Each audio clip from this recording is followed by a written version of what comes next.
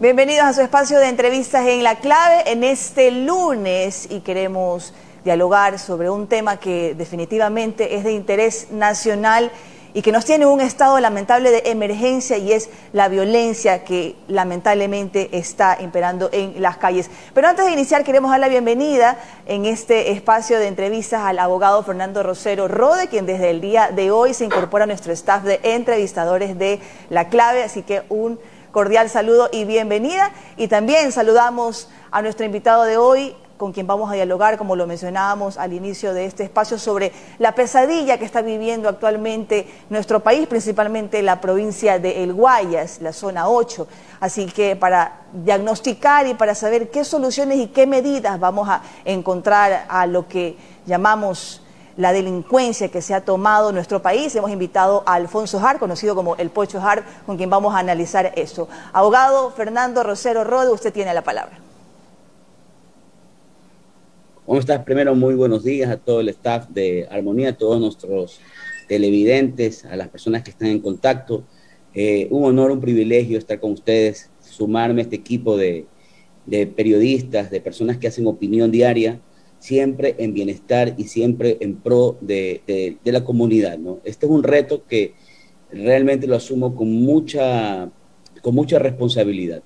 La responsabilidad de ser pluralistas, la responsabilidad de estar siempre de la mano con lo que está pasando en el quehacer doméstico e internacional y sobre todas las cosas dar espacio a las diferentes posturas y pensamientos que tenemos los ecuatorianos. Aquí no hay ningún tipo de predilección, aquí los micrófonos y las cámaras de Armonía siempre estarán abiertas para las personas que tengan que decirnos algo positivos y aunque sean noticias negativas, siempre de la mano de la imparcialidad y de la ética profesional. Con esto, muchas gracias, Pocho, por acompañarnos. Realmente es un privilegio que contigo arranque mi set de entrevistas en esta nueva casa, Armonía, canal Armonía TV.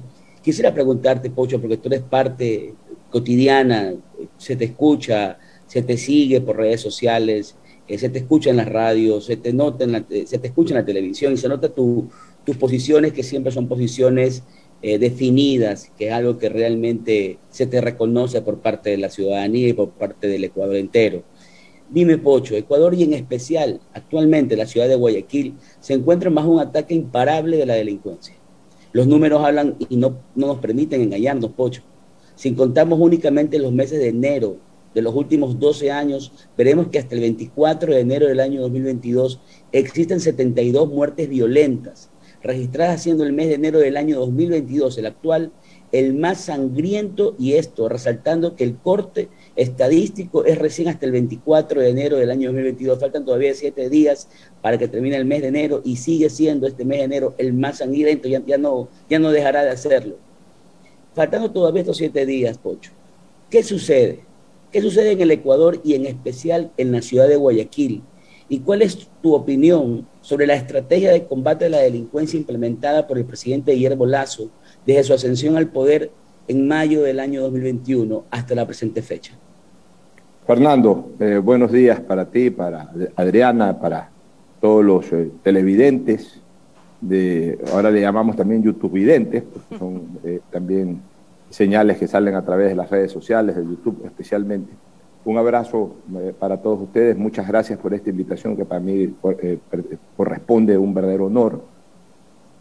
Y especialmente desearte la mejor de las suertes, qué gran adquisición que ha hecho el canal de incorporarte, una persona muy talentosa, profesional de vastos conocimientos académicos, técnicos, en la materia del derecho y en general un hombre con un gran criterio sobre el acontecer social del país. Bueno, vamos directamente a tu pregunta. Mira, yo pienso que el tema de la estructura delincuencial ha desbordado totalmente a la estructura de seguridad del Estado. Es así de sencillo. La estructura del Estado, la estructura de seguridad adolece de muchos problemas. Es verdad que hay una parte de ese problema que tiene que ver con las leyes, que no favorecen del todo la actuación del elemento efectivo de seguridad del Estado, dígase policía, dígase militares. Pero también yo creo que justamente nos hemos encontrado en este momento terrible de la seguridad del Ecuador, con situaciones internas que están pasando dentro de ambas instituciones. En parte, espero que en un porcentaje minúsculo, toqueteadas por las mismas estructuras de la delincuencia. Por otro lado, por problemas internos que también hay de luchas de liderazgos, etcétera, que han generado, en definitiva, de que esa estructura de seguridad del Estado no pueda brindarle a los ciudadanos las custodias que verdaderamente nos merecemos. Nosotros somos ciudadanos de bien, la inmensa mayoría de los ecuatorianos. Somos ciudadanos de bien. Esa estructura de mal, ¿qué será? Exageradamente de unas 1.000, 2.000, 3.000 personas.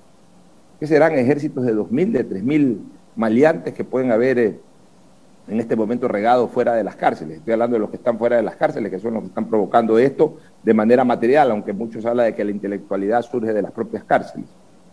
Y sin embargo, nos tienen totalmente aterrorizados. Lo que está pasando en el Ecuador en general y en Guayaquil en particular es algo jamás visto, sin parangón. Tanto es así, Fernando. Tú eres un hombre, si bien es cierto, joven, pero somos más o menos congeneracionales.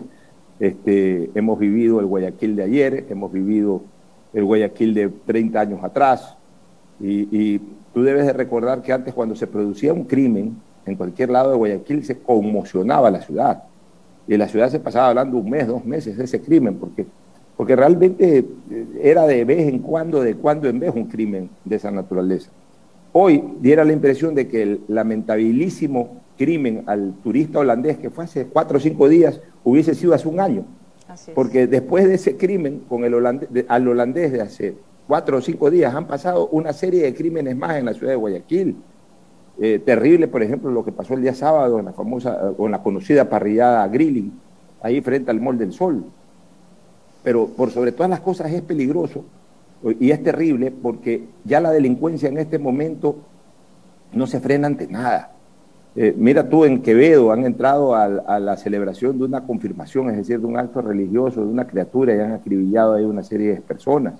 Se meten en los restaurantes, en cualquier momento se meten en una iglesia, se meten en una peluquería, se meten en un local comercial. O sea, ha llegado el desbande de tal manera, la pérdida del más mínimo temor, que obviamente, como son crímenes planificados, si se determina que hay que matar a fulano, a Perico de los Palotes, se convierte en ese momento en un objetivo de muerte.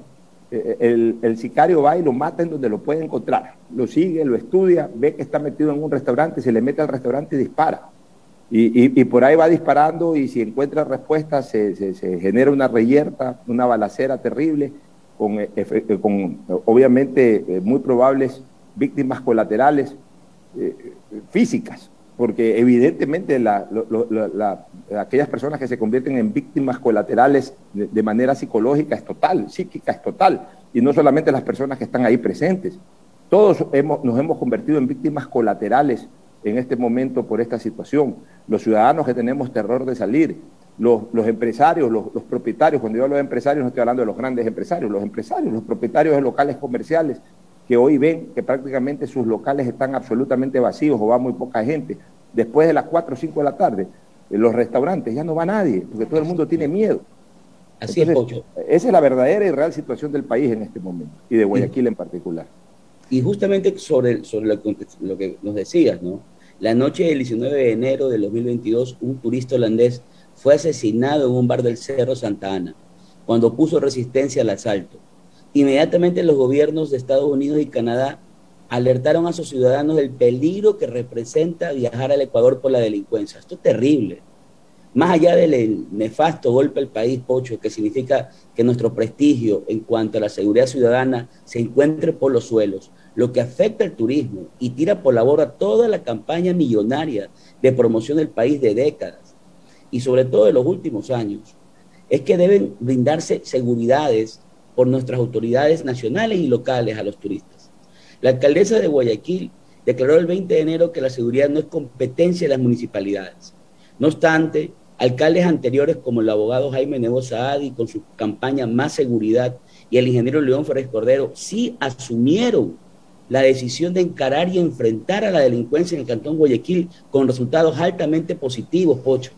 A su criterio, dime, ¿qué rol debería tener un alcalde en la lucha contra la delincuencia en su cantón? El alcalde es el líder de una ciudad. El alcalde o la alcaldesa es el líder o la lideresa de una ciudad. Es verdad, y tú y yo como abogados lo sabemos perfectamente, de que hay que manejar acciones bajo el ámbito de las competencias que tienen tanto los estados, el Estado central como los estados seccionales, que son en este caso los municipios o las prefecturas. Y la seguridad ciudadana es una competencia exclusiva del Estado central. Sí, es verdad, en el sentido de que quiénes son los únicos que pueden controlar la seguridad ciudadana, la policía y las Fuerzas Armadas, cuando son llamadas por el presidente de la República. Ambas son instituciones nacionales sobre las cuales no tiene ninguna competencia un gobierno seccional. Pero también es verdad que el alcalde o la alcaldesa de una ciudad es el líder o lideresa, como ya lo dije, de la urbe. Y por tanto es la persona, el alcalde o alcaldesa es la persona que tiene que transportar el clamor y en algún momento tiene que reaccionar ante el clamor de la ciudadanía. Porque si no lo es el líder o la lideresa de esa ciudad, entonces ¿quién lo puede ser?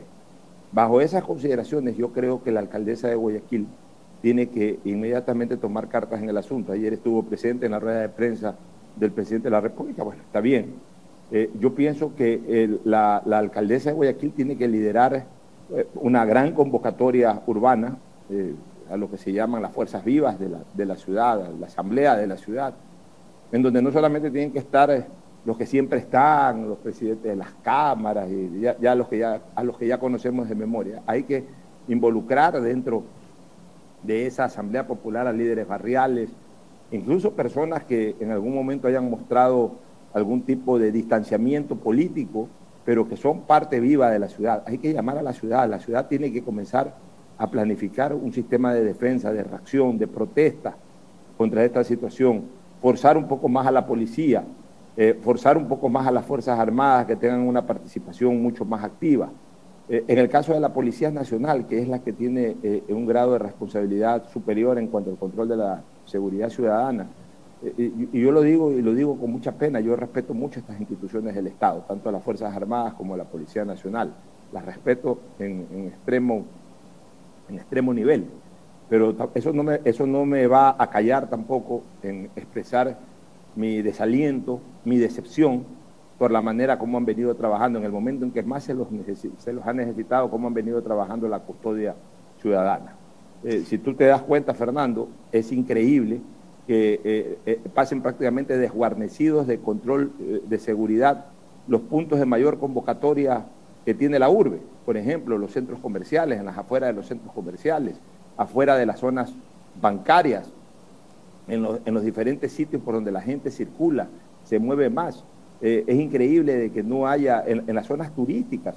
En las zonas turísticas, cuando hablamos de las zonas turísticas, tenemos que vincularla directamente con la zona gastronómica, porque el turista que no normalmente viene acá, viene a un hotel, no necesariamente va a almorzar, merendar y desayunar en el hotel donde está alojado, sale a buscar comida a la calle, sale a conocer los restaurantes de una ciudad. Entonces hay mucho turismo nacional, hay mucho turismo extranjero, y también hay participación de los conciudadanos, de las personas que viven en la ciudad que van a comer a los restaurantes. Bueno, en esos sectores donde hay restaurantes también debería haber un patrullaje constante. En los famosos semáforos, en donde generalmente asaltan a la gente, ahí debería haber control de la policía. Y sin embargo, tú te das cuenta que desgraciadamente no hay en lo más mínimo. La policía prácticamente ha desaparecido de las calles de Guayaquil. Por ahí ves un patrullerito que da una vuelta como que si con eso ya va a generar una acción disuasiva contra los delincuentes. Y estamos muy lejos de aquello. Necesitamos que la policía esté activa 24/7. Necesitamos, ahora que el presidente de la República ha dicho que los militares van a estar 24/7, que verdaderamente salgan a las calles, pero salgan a las calles a controlar, no hacer esas malditas batidas que son absolutamente ineficientes.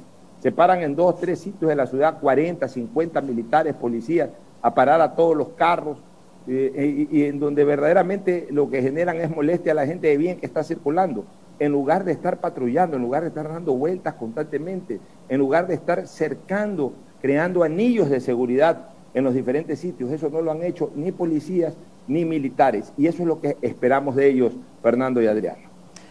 Alfonso, algo que me llama la atención y es que constantemente el mensaje por parte del gobierno es esta lucha insistente contra el narcotráfico. La lucha, se realizan, como lo mencionabas, estas batidas, pero, y esto lo mencionaba la semana pasada con un invitado especialista en criminología, vemos que se están combatiendo en este caso los síntomas, pero no las causas. Vemos que hay un alto índice de desempleo, una desestabilidad para muchos ecuatorianos en el ámbito económico. En ese aspecto, ¿qué opinión darías tú para esto? Ayer vimos un cambio que se ha hecho estructural en el gobierno, salió la general Tanya Varela para ser reemplazada, pero ¿estos cambios realmente ayudan, benefician? ¿Cuál sería tu punto de vista?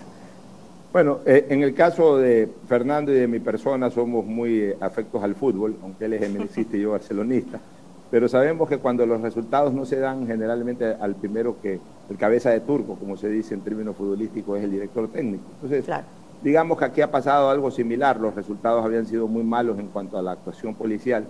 El presidente de la República decidió dar de baja a la comandante general, que es una gran mujer, una gran dama, yo la aprecio mucho, pero como yo siempre le dije, me daba la impresión de que algún problema interno había en la institución, que no se estaban cumpliendo verticalmente las disposiciones emanadas de la cúpula o del ámbito superior. Hemos visto que ha habido muchos problemas de esto de ascensos y todo este tipo de cosas que merman indiscutiblemente a una institución. Como se dice en términos futbolísticos, mucho problema de camerino derivó en esto, en que al final de cuentas la policía no haga el trabajo que esperábamos y cayó la cabeza de quien estaba al mando de la misma, que es la comandante Varela. Ahora está el general Ceballos, a quien le deseamos la mejor de las suertes. Pero indistintamente de esta situación, de que si se cambia o no se cambia a las autoridades policiales, aquí lo que se requiere es de que verdaderamente la policía adquiera un mayor compromiso de servicio. Es increíble, Adriana, cómo está desarrollándose el sicariato. Mira, en este momento, yo le decía a Fernando en la parte inicial del programa, la estructura delincuencial ha desbordado totalmente la estructura de seguridad ciudadana.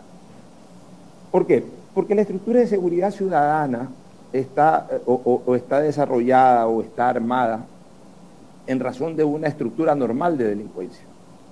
La ciencia de la criminología, que es parte fundamental del estudio del derecho, nos señala que en toda colectividad siempre va a haber delincuencia. En mayor o menor grado, pues siempre va a haber delincuencia. Es imposible, hasta en el Vaticano hay delincuencia. Con eso les digo todo. En el Vaticano hay delincuencia. O sea, toda colectividad siempre va a generar delincuencia.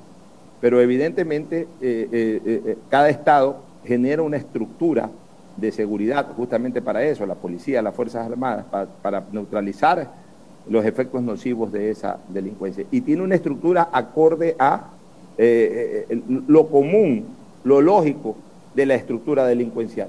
Pero ahora se han unido una serie de cosas, más o menos como en biosanidad, en que de repente se unen el COVID con el otro COVID, con la gripe, con el dengue, con todo ese tipo de cosas, y generan una especie de bomba, o sea, una situación absolutamente anómala desde el punto de vista sanitario. Bueno, aquí en el tema de la delincuencia es más o menos lo mismo.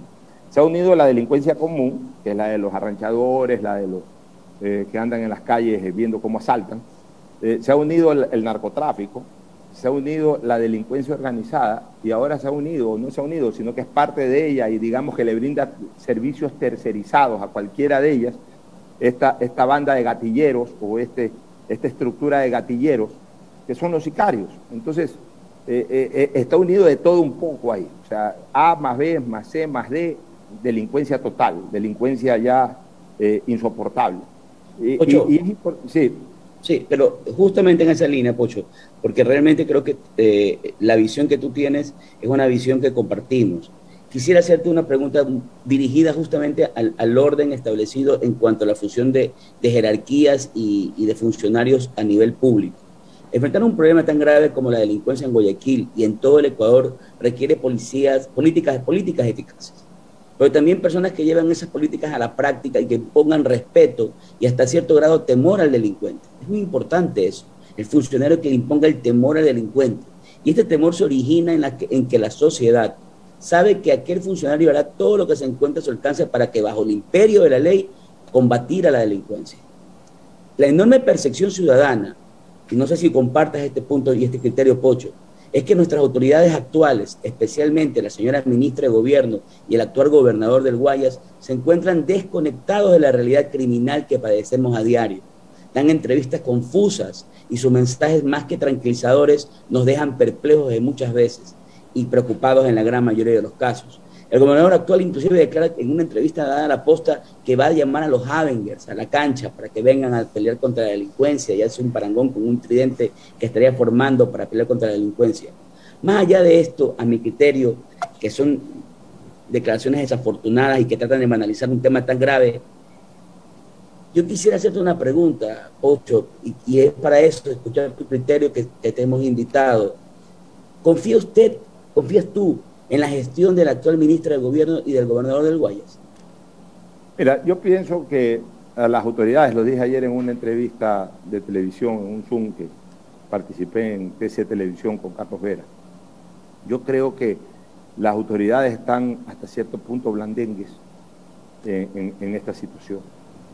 Les falta a ellos, como señalé en ese programa, tener más huevos rayados, con el perdón de la expresión, que más que vulgar es popular. De todas maneras, me disculpo ante Adriana por esta expresión y ante las televidentes, pero es que hay que decirlo así, de manera mucho más expresa, mucho más específica. Les está haciendo falta tener los huevos rayados realmente. No puede ser posible que durante 2 meses se haya debatido el tema del cabo Olmedo, este policía que cumplió muy bien su labor, que es uno de los policías de ese 5% que quedan de la Policía Nacional, que tomó la decisión de perseguir con toda la delincuencia, al punto pues que eliminó a 2 delincuentes, y sin embargo, la ministra de Gobierno en ningún momento tuvo una posición de defensa, de apoyo, que se sintiera que a través de ella el gobierno estaba respaldando a este policía. Ha llegado el momento en esta lucha contra la seguridad ciudadana, a favor de la seguridad ciudadana, contra la delincuencia. Ha llegado el momento de poner por delante el fondo sobre las formas. Esto no es cuestión de que, yo no me meto porque después van a decir que estoy interfiriendo en la justicia. ¿Qué carajo? Al diablo eso. Primero está la seguridad ciudadana. Yo nunca estaré de acuerdo en que un político ejerza presión por un beneficio personal, pero mientras el beneficio sea para la colectividad que ejerza toda la presión del mundo, para eso es político y para eso es autoridad. No puede ser posible que nos estemos jugando nuestras vidas con este tipo de cosas, porque como tú bien lo dices, Fernando, y es algo que yo lo he señalado siempre, desgraciadamente la delincuencia le ha perdido el total respeto y temor a la autoridad y por ende a la ley. No le tiene miedo, y como no le tiene miedo, hace lo que le da la gana, y ha llegado el momento en que si queremos solucionar esto, hay que actuar de raíz, de que el delincuente le vuelva a coger miedo a la autoridad, le vuelva a coger miedo a la ley. Por eso yo desde hace algún tiempo vengo señalando de que el uso progresivo de la fuerza tiene que darse en base a una que yo le he llamado APP. Está tan de moda esto de la APP. ¿Y cuál es esa APP? Alto, palo y plomo. Y cuando yo hablo de alto, palo y plomo, eso se llama, Fernando, aunque pueda causar un poquito de hilaridad, pero eso de alto, palo y plomo es justamente el procedimiento que debe de darse. Es decir, el alto ¿cuándo? El alto cuando llega la autoridad policial y dice alto en nombre de la ley. O sea, lo frena al delincuente en ese momento a seguir delinquiendo, pero también a entregarse. O sea, no solamente que llega y dice alto y entonces el delincuente, como sabe que ya tiene ahí una resistencia, deja de delinquir, pero no se entrega. No, el alto es dejar de delinquir y al mismo tiempo entregarse. Ese es el alto. Si es que el delincuente no hace ninguna de las dos cosas o una de las dos cosas, es decir, ni deja de delinquir ni se entrega, o a lo mejor deja de delinquir pero ofrece resistencia para entregarse, el palo, ¿qué significa? Que a través de la fuerza se lo neutralice. Evidentemente, si es un policía, es un delincuente absolutamente desarmado y tú tienes, o mejor dicho, en ese momento acudieron 3, 4 o 5 policías, se lo coge a la fuerza. ¿Qué es decir a la fuerza? No se lo coge con un ramo de flores, se lo coge a la fuerza. Si hay que meterle un cachazo, se le mete un cachazo, si ofrece resistencia física, si hay que tirarlo al piso, hay que pegar un par de trompones, como se dice, hasta neutralizarlo, lo neutraliza de esa manera. Eso se llama palo. Pero viene la tercera, por eso le he puesto APP, que es la última, que se llama el plomo. Okay. El policía tiene la pistola, el policía tiene el arma. Si el delincuente ofrece resistencia peligrosa, es decir, saca un cuchillo, o saca o si está armado con una pistola, intenta disparar a la policía, el policía tiene la obligación de dispararlo sin ningún tipo de contemplaciones, sin estarle apuntando a la mano, al brazo, nada, o al pie, no, tiene que dispararle, tiene que ahí mismo eliminarlo. Y si el delincuente fuga, es decir, corre, bueno, el policía tiene que perseguirlo, y si en un momento determinado ya se hace inalcanzable el delincuente porque corre más rápido, porque usó una moto que hace imposible su persecución, y el policía a distancia puede dispararle, que le dispare, porque es en este caso el delincuente el que no está cumpliendo con la disposición de la gente, es el delincuente el que determina su destino. Si el delincuente quiere sobrevivir en el momento en que es interceptado por la policía, que se entregue, y una vez que se entregue, ahí sí no tienen por qué matarlo, no tienen por qué maltratarlo de ninguna naturaleza, porque se entregó. Pero si el delincuente no se entrega, el delincuente tiene que ser perseguido y finalmente o lo agarran vivo o lo agarran muerto, pero lo agarran. Entonces, Alfonso, mientras el delincuente no entienda, mientras la policía o la ciudadanía, Adrianita, no entienda esto, y mientras el delincuente esté convencido que ese no es el camino que va a seguir la policía, la ha perdido y le seguirá perdiendo todo el miedo y todo el respeto. Alfonso, el tiempo es corto y bueno, gracias por tus opiniones en este espacio y estamos seguros que vamos a contar con tu participación para seguir analizando esto que todavía no se acaba y como lo mencionábamos también la semana pasada en esta entrevista, en un análisis también que hicimos sobre el crimen organizado, que lamentablemente no va a terminar, pero que tenemos que ver la manera, de qué manera se puede vivir al menos en este país y sobre todo aquí en la ciudad de Guayaquil. Te queremos agradecer muchísimo por tu participación aquí en La Clave esta mañana. No, mi agradecimiento para ti, Adriana, para Fernando, felicitándole una vez más por incorporarse a este gran equipo. Y diciendo una cosa para terminar, el Ecuador está de luto. El Ecuador está de luto por estas decenas de muertes en tan poco tiempo en este año, pero que se suman a las centenares de muertes en todo el año 2021, 2020, etcétera. Pero por sobre todas las cosas está de luto porque las instituciones del Estado también se están convirtiendo en sepultureras, en funebreras de la colectividad. Miren ustedes la reacción absolutamente antipatriótica de la Corte Constitucional hace un par de meses atrás, cuando determinó, por ejemplo, en el momento más álgido del problema de las cárceles, que los militares podían estar solamente en la periferia de las unidades carcelarias, cuando se requería que estén adentro, que estén ayudando a controlar el orden dentro de las cárceles. Miren ustedes ahora la actuación de la Fiscalía y de estos jueces, pero además ese espíritu de cuerpo, tanto de la Asociación de Fiscales como de la Asociación de Jueces y Magistrados. O sea, realmente estamos aterrorizados porque no solamente que estamos desprotegidos en las calles, sino que también estamos desprotegidos en el derecho. Y eso a mí me causa un enorme malestar, una gran preocupación y me diera la impresión de que estamos solos y que el único que nos puede ayudar en esto es Dios. Eso, muchísimas gracias, Alfonso, y con esto de aquí damos paso a más información.